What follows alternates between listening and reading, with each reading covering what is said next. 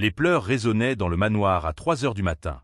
Daniel se réveilla en sursaut, le cœur affolé. Ce n'était pas de simples larmes de bébé, c'était du désespoir pur. 3 petites voix criaient en même temps, implorant des bras, de la chaleur, quelqu'un qui se soucie d'eux. Il descendit les escaliers en courant, encore en pyjama, et trouva la scène qui allait tout changer. Les triplés étaient dans leur berceau, rouges d'avoir tant pleuré. La porte de la chambre d'amis était fermée. Silence absolu venant de là.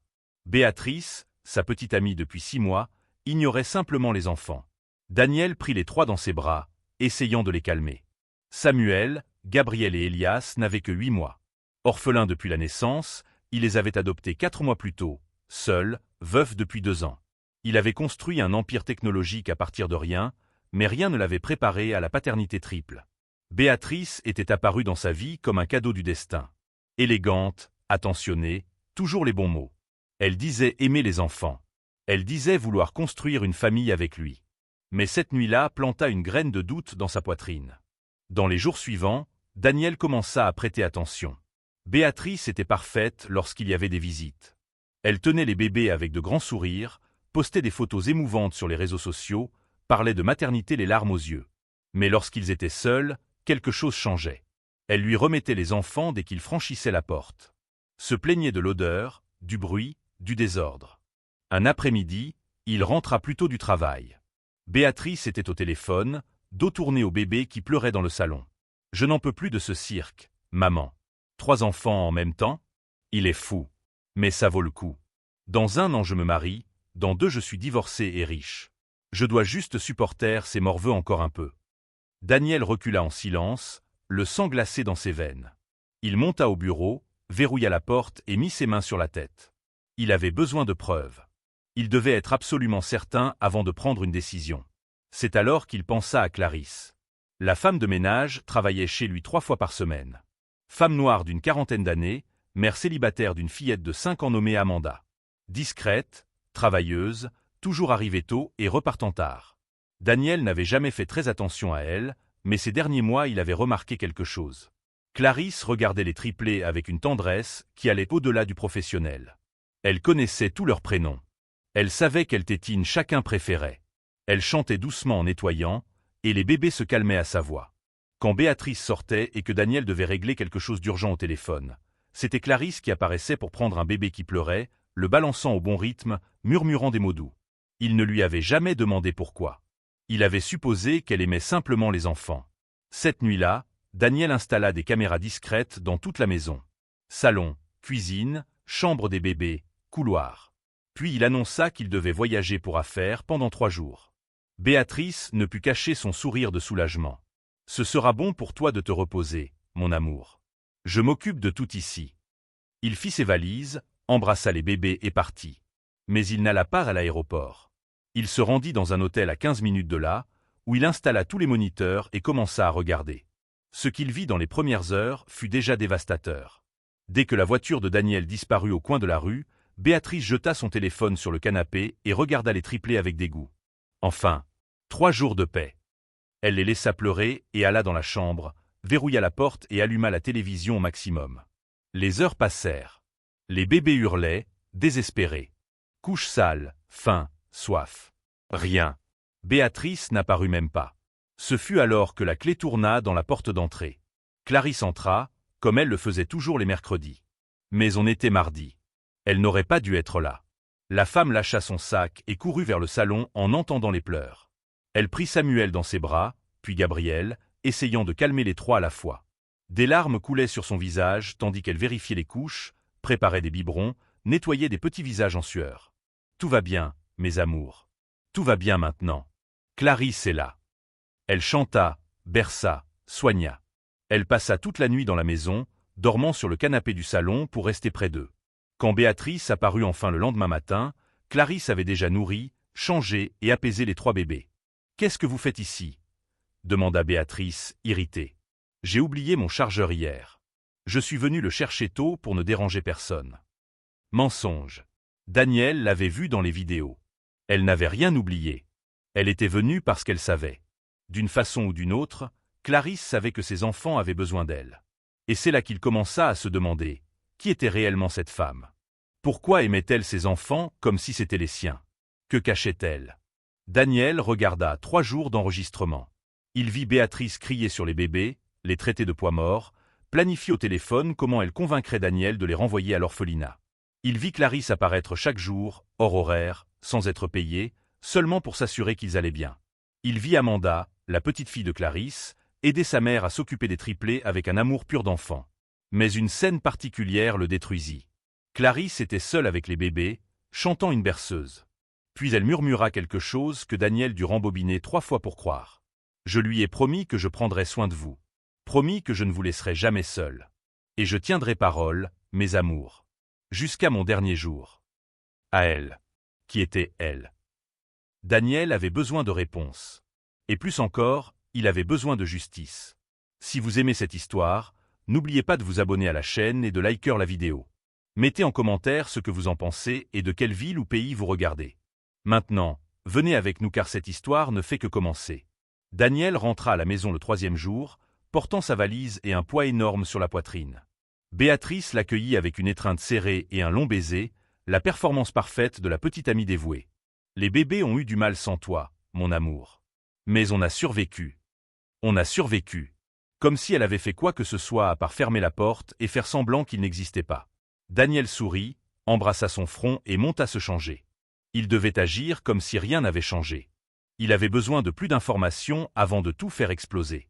Surtout à propos de Clarisse. Dans les jours suivants, il observa tout avec de nouveaux yeux. Béatrice était une actrice magistrale.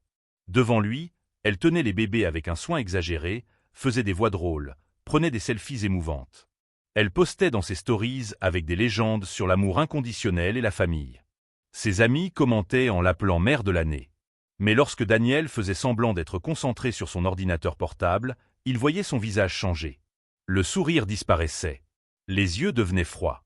Elle lui remettait les enfants avec des gestes brusques, comme on se débarrasse d'un objet lourd. Un matin, Daniel fit semblant de sortir pour une réunion, mais revint une demi-heure plus tard.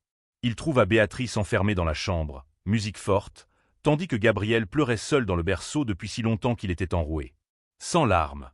Juste des gémissements faibles de résignation. Il prit son fils dans les bras, sentant la couche trempée et froide. Gabriel avait de la fièvre. Daniel lui donna un médicament, le changea, le berça jusqu'à ce que le petit s'endorme, épuisé, contre sa poitrine. Puis il alla à la porte de la chambre de Béatrice et frappa. « Mon amour », Gabriel pleurait. « Ah oui ? Je n'ai même pas entendu. La chambre est insonorisée. » Elle ne l'était pas. Elle avait juste mis des écouteurs. Daniel commença à enquêter sur le passé de Béatrice. Il engagea un détective discret. Ce qu'il découvrit était encore pire que ce qu'il imaginait. Elle avait un historique. 3 relations précédentes, toutes avec des hommes plus âgés et prospères. Toujours la même stratégie, séduire, faire semblant de s'intéresser à leur vie, se marier rapidement, divorcer encore plus vite. Procès millionnaire. Accords extrajudiciaires. Béatrice était une professionnelle. Mais il y avait quelque chose de nouveau dans cette tentative. Elle n'avait jamais eu affaire à des enfants auparavant. Et il était clair qu'elle ne savait pas faire semblant très longtemps. Le masque commençait à se fissurer. Daniel trouva des conversations entre elle et sa mère, imprimées par le détective. Des messages cruels, calculés, détaillant chaque étape du plan. Convaincre Daniel de rendre les bébés. Se marier lors d'une cérémonie intime. Attendre le délai légal minimum. Divorcer en invoquant une incompatibilité. Prendre la moitié de tout. Il est trop vieux pour recommencer à chercher quelqu'un. Il acceptera n'importe quoi pour ne pas être seul à nouveau. Les hommes veufs sont des proies faciles, maman. Surtout avec 3 bébés accrochés à lui. Daniel lut cela assis dans sa voiture, garée devant le bureau. Ses mains tremblaient. Ce n'était pas seulement une trahison. C'était de la prédation. Elle avait étudié sa vulnérabilité, sa solitude, son désir désespéré de donner une mère à ses enfants. Cette nuit-là, il prit une décision. Il n'allait pas seulement rompre avec Béatrice. Il allait l'exposer. Publiquement. Pour qu'elle ne fasse plus jamais ça à personne. Mais avant, il devait comprendre Clarisse. Le mercredi matin, Daniel attendit qu'elle arrive. Il observa par la caméra du bureau tandis qu'elle entrait, saluait poliment Béatrice et allait directement vérifier les bébés.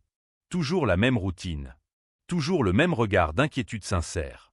Il descendit et la trouva dans la cuisine, en train de préparer des biberons alors que ce n'était même pas sa fonction. « Clarisse, je peux vous parler. » Elle se retourna, effrayée, manquant de laisser tomber le biberon. « Bien sûr, monsieur Daniel. Vous n'avez pas besoin de m'appeler monsieur. Je veux vous poser une question, et j'ai besoin que vous soyez honnête avec moi. » Son visage se tendit. Elle savait que quelque chose n'était différent. « Pourquoi vous occupez-vous de mes enfants comme s'ils étaient les vôtres ?» Silence. Clarisse serra le torchon entre ses mains, les yeux se remplissant de larmes. « J'aime juste les enfants, c'est tout. » Clarisse. J'ai vu les caméras.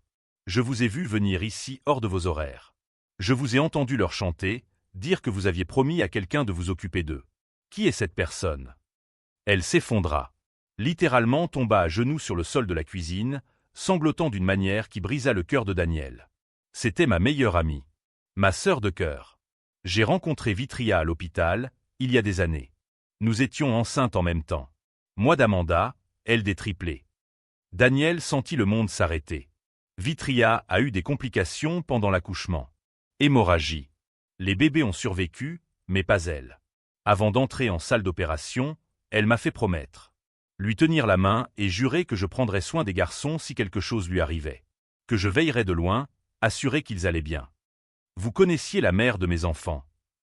J'étais là quand ils sont nés. J'ai été la dernière personne qu'elle a vue avant de s'endormir et de ne jamais se réveiller. Les larmes coulaient sur le visage de Clarisse, tandis qu'elle continuait. Quand j'ai découvert que vous les aviez adoptés, j'ai obtenu ce travail ici. J'ai fait semblant que c'était une coïncidence. Mais j'avais besoin d'être proche. Je devais tenir ma promesse. Et puis j'ai vu comment cette femme les traite quand vous ne regardez pas, et moi. Elle ne parvint pas à finir sa phrase. Daniel s'agenouilla à côté d'elle, prit ses mains. Vous avez sauvé mes enfants, Clarisse. Et maintenant vous allez m'aider à les sauver encore une fois. Ils se relevèrent tous les deux. Il lui raconta les caméras, les plans de Béatrice, tout ce qu'il avait découvert. Clarisse écoutait, les poings serrés, la colère et l'amour se disputant son visage. Que allez-vous faire? Je vais l'exposer. Devant tout le monde. Mais j'ai besoin de votre aide. N'importe quoi. Je ferai n'importe quoi pour ces bébés. Daniel le savait. Il le voyait dans ses yeux. L'amour d'une mère ne vient pas seulement du sang. Il vient d'une promesse. De la présence. Des soins quotidiens, silencieux, sans rien attendre en retour. Et Béatrice était sur le point de découvrir qu'elle avait choisi la mauvaise famille à détruire. Daniel passa les jours suivants à construire son plan avec la précision de quelqu'un qui bâtit un empire à partir de rien. Chaque détail importait. Chaque pièce devait être à sa place. Béatrice ne pouvait pas avoir d'échappatoire. Il engagea un avocat spécialisé dans les cas de négligence infantile. Il organisa toutes les vidéos en ordre chronologique, montées avec des horodatage clairs. Sépara les enregistrements audio les plus graves des conversations téléphoniques de Béatrice. Compila les messages échangés avec la mère de celle-ci. Prépara un dossier complet qui ne laissait aucune marge de doute ou de déni. Mais ce ne serait pas seulement une rupture privée. Daniel voulait une justice publique. Il organisa un dîner chez lui pour le samedi suivant.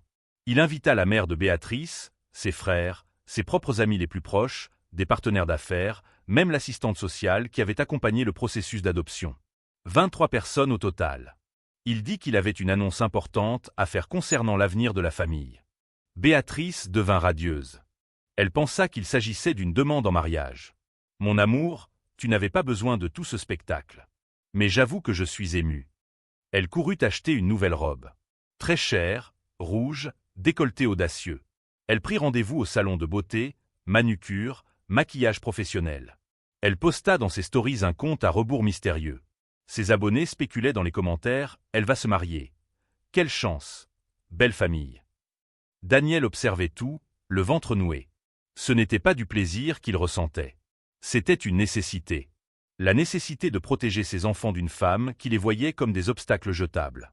Pendant ce temps, Clarisse devint son alliée secrète. Elle se mit à noter tout ce qu'elle voyait. Les heures où Béatrice ignorait les bébés. Les phrases cruelles qu'elle lâchait quand elle pensait être seule.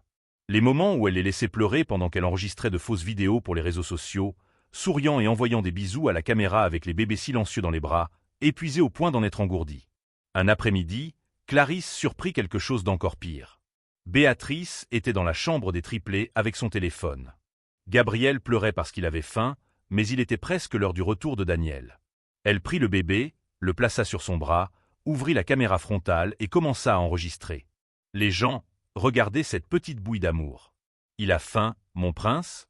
Maman va préparer le biberon tout de suite. On s'occupe d'eux avec tant d'affection, tant d'amour. Être mère est la meilleure chose du monde. Elle posta la vidéo, éteignit le téléphone et reposa simplement Gabriel dans le berceau. Sans biberon. Sans rien. Il continua de pleurer tandis qu'elle quittait la chambre pour retoucher son maquillage. Clarisse entra 5 minutes plus tard, prépara le biberon et nourrit le petit, lui murmurant des excuses comme si c'était sa faute. Elle raconta tout à Daniel ce soir-là, lui montrant la vidéo que Béatrice avait postée.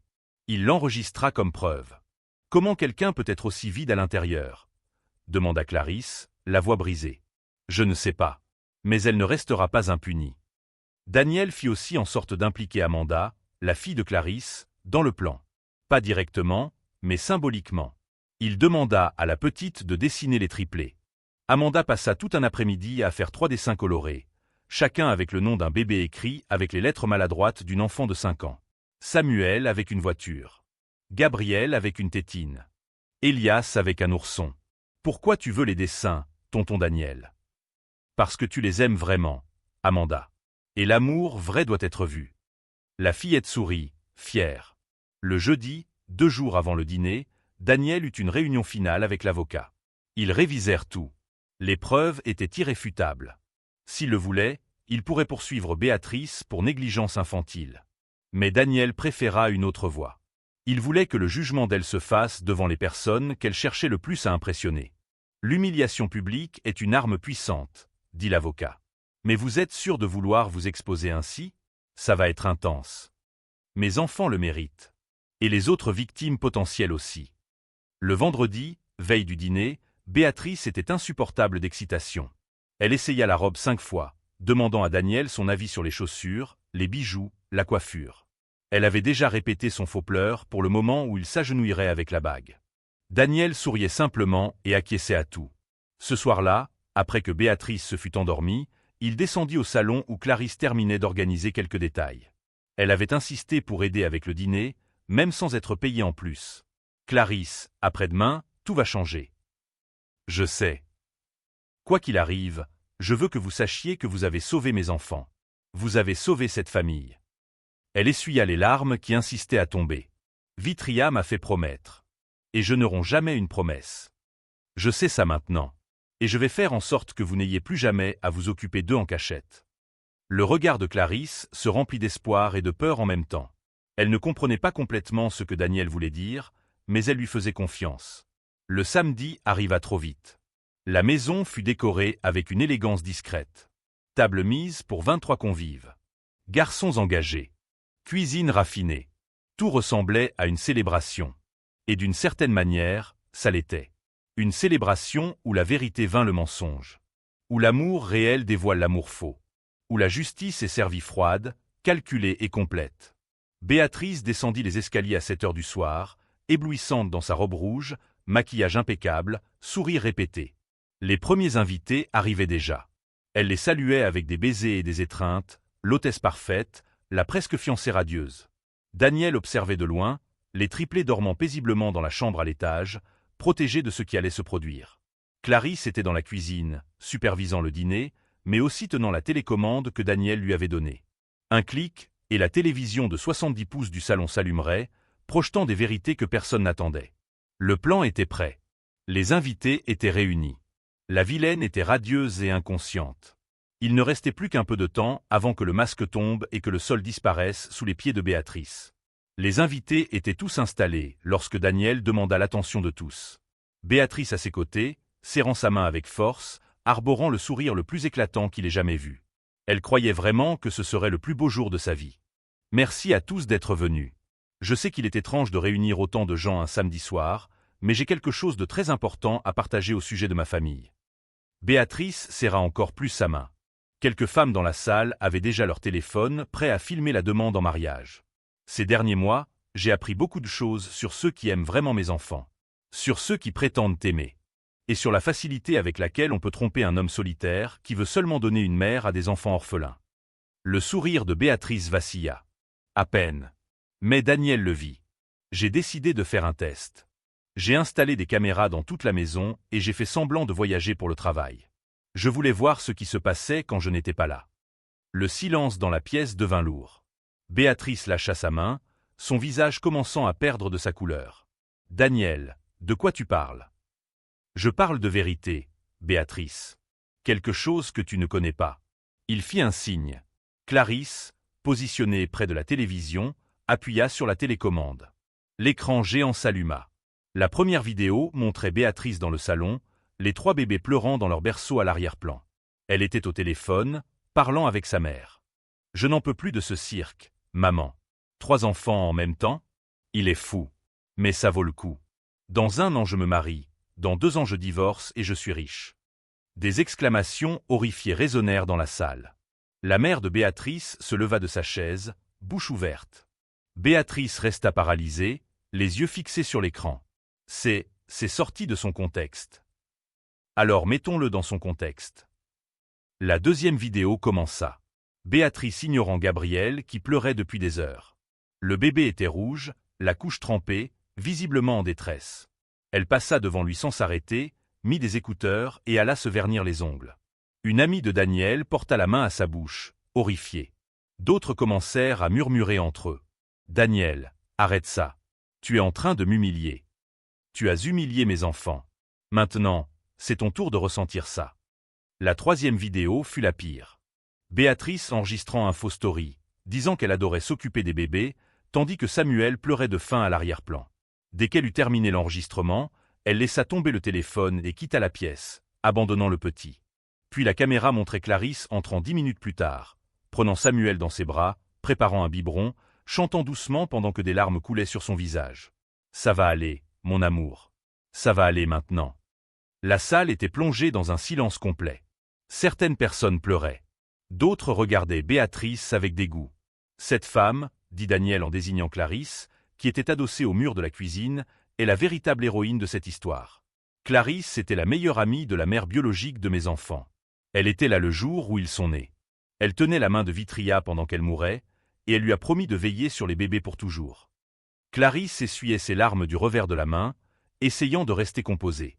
Elle travaille ici comme femme de ménage, mais ces derniers mois, elle a fait bien plus que ça. Elle venait en dehors de ses heures, sans être payée, seulement pour s'assurer que mes enfants allaient bien. Pendant que cette femme-là, il désigna Béatrice, planifiait de me manipuler, de m'épouser et ensuite de divorcer pour obtenir la moitié de ma fortune. Béatrice explosa. « Tu n'as pas le droit de m'exposer comme ça. C'est une invasion de la vie privée. » Une invasion de la vie privée, c'est installer une caméra dans une salle de bain. Ce que j'ai fait, c'est protéger mes enfants d'une prédatrice. Daniel sortit des papiers de la pochette posés sur la table. Voici des conversations imprimées entre toi et ta mère, détaillant chaque étape de ton plan. Voici des captures de tes faux stories, postées pendant que mes enfants souffraient. Et ici, il montra le dernier document, voici le rapport du détective que j'ai engagé, montrant que tu as déjà fait ça à 3 autres hommes. La mère de Béatrice retomba lourdement sur sa chaise, le visage choqué. Ses frères regardaient le sol, honteux. Béatrice Morera, tu es une fraude. Une menteuse. Une manipulatrice qui exploite la solitude et la vulnérabilité des gens pour s'enrichir. Mais tu as oublié une chose, mes enfants ont quelqu'un qui les aime vraiment. Et je ne te laisserai pas détruire cette famille. Béatrice tenta de parler, mais aucun son ne sortit. Elle regarda autour d'elle, cherchant des alliés, mais ne trouva que des regards remplis de déception et de dégoût. Sors de ma maison. Maintenant. Daniel, laisse-moi t'expliquer. Il n'y a rien à expliquer. Prends tes affaires et sors. Tu as 10 minutes avant que j'appelle la police. Elle resta immobile quelques secondes, tremblante de rage et d'humiliation.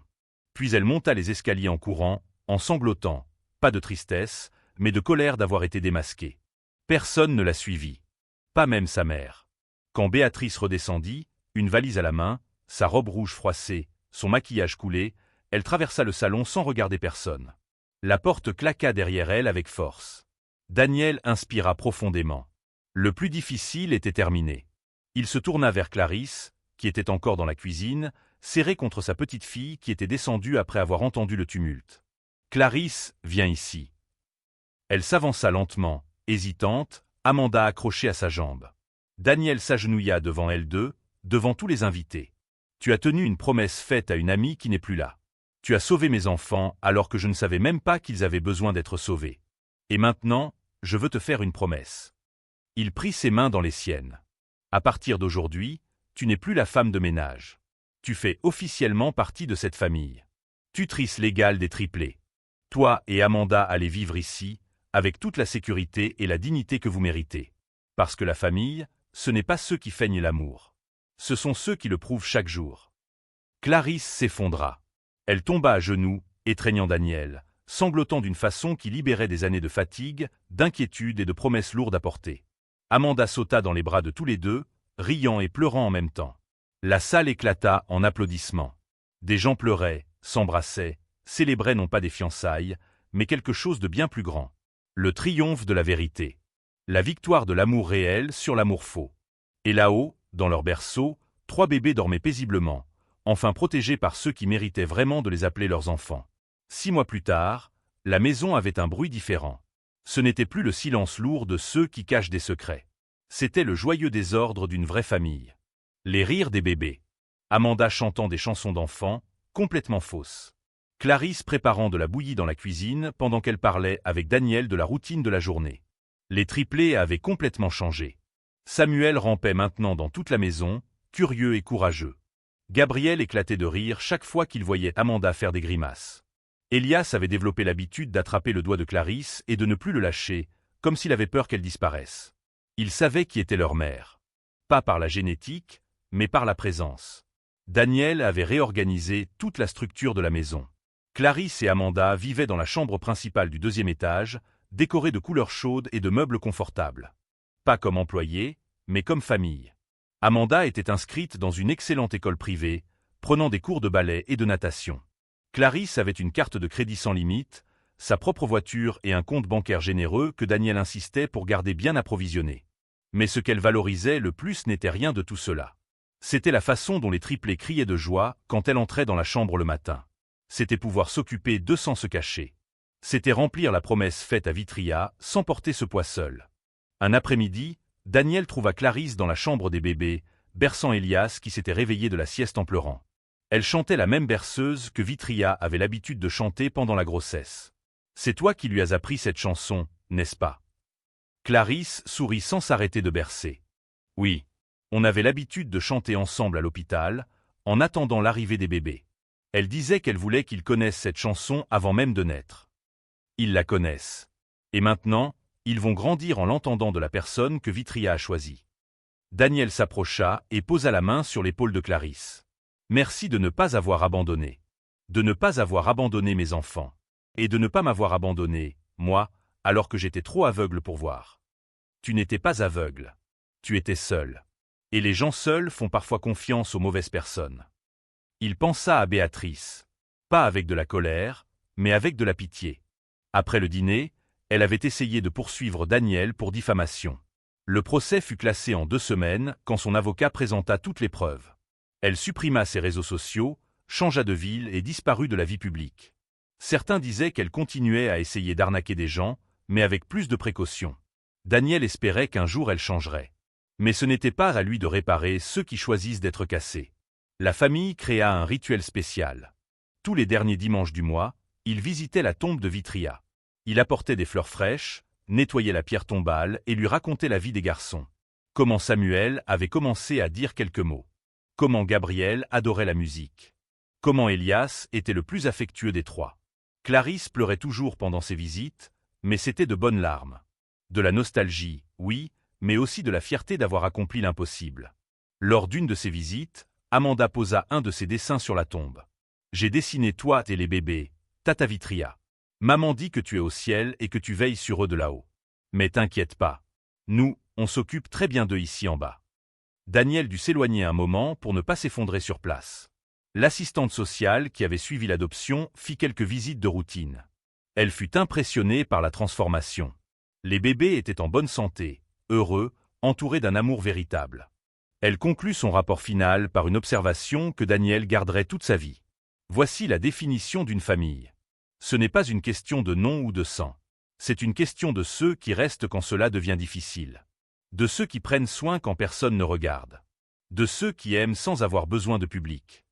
Daniel encadra cette phrase et la plaça sur le mur du salon. Lui et Clarisse ne parlèrent jamais de relations amoureuses. Ce n'était pas ça. C'était une histoire de partenariat, de respect mutuel et d'un objectif commun. Élever 4 enfants pour qu'ils deviennent de bonnes personnes dans un monde qui récompense parfois la fausseté. Mais il y avait entre eux une complicité qui dépassait les définitions. Un regard qui se comprenait sans mots. Une confiance construite sur des promesses tenues. Et peut-être, avec le temps, cela pourrait se transformer en autre chose. Ou pas. Et ce serait très bien. Parce que l'amour était déjà là. Dans chaque biberon préparé. Dans chaque couche changée. Dans chaque nuit mal dormie. Dans chaque sourire édenté des triplés. Dans chaque câlin d'Amanda. Dans chaque moment de chaos organisé qu'ils appelaient leur routine. Le soir du premier anniversaire des triplés, la maison était à nouveau pleine. Mais cette fois avec les bonnes personnes. De vrais amis. La famille qui comptait. Une décoration simple de ballons et un gâteau fait maison par Clarisse. Daniel prit le micro du karaoké qu'Amanda insistait pour utiliser et porta un toast. Il y a 1 an, je croyais savoir ce qu'était une famille. Je pensais avoir besoin d'une épouse parfaite, d'une structure traditionnelle, de tout parfaitement en place comme sur les photos de magazines. Mais la vie m'a appris autre chose. Elle m'a appris que la famille, ce sont ceux qui apparaissent. Ceux qui restent. Ceux qui aiment même quand c'est difficile, même quand personne n'applaudit. Il regarda Clarisse, qui tenait Gabriel dans les bras pendant qu'Amanda partageait un morceau de gâteau avec Samuel. Merci de m'avoir appris que les promesses comptent. Que l'amour véritable ne demande rien en retour. Et que parfois, la famille qu'on choisit est plus forte que n'importe quelle autre. Tout le monde porta un toast. Les enfants lancèrent des confettis. Amanda recommença à chanter « Joyeux anniversaire », complètement faux. Et à cet instant, dans cette maison pleine de bruit heureux et d'amour réel, Daniel comprit enfin. Ce n'était pas trouver la personne parfaite. C'était reconnaître la bonne personne.